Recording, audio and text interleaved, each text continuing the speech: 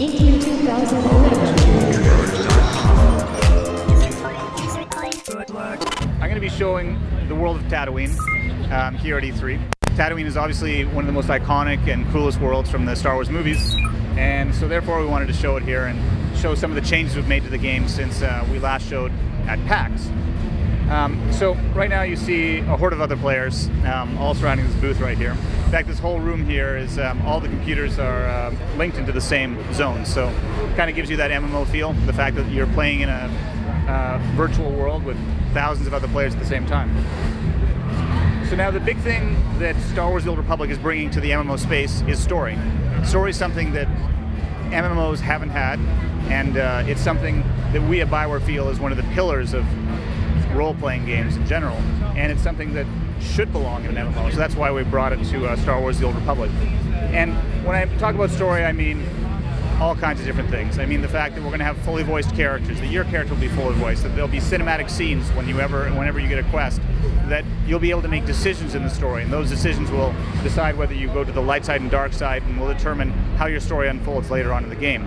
In fact, one of the really interesting things about Star Wars The Old Republic is other Bioware games have had decisions, but you could always reload and redo the decisions. But in The Old Republic, once you make a decision, that decision's done.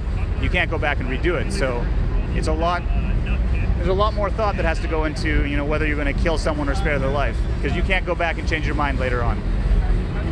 So I'm just going to start up the conversation here. Now, if I was actually in a group,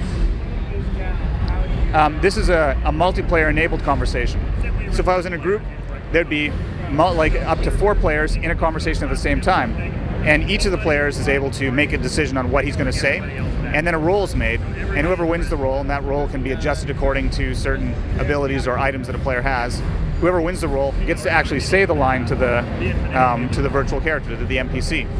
Sometimes that can have big impacts, because obviously if you're making decisions like whether to kill someone or spare their life, or whether to be altruistic or a greedy bastard,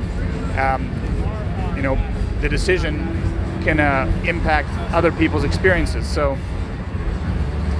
it leads to a lot of discussion. Like, it's a lot of fun. You have people chatting with each other, saying, "Why the hell did you say that? Why did you kill her? I wanted to spare her life." So it can lead to what we like to think of it as, for those who are aware of, for the fans who are a little bit older amongst us, it kind of harkens back to the good old pen and paper Dungeons and Dragons days when people would play around a table and argue about decisions being made during the game.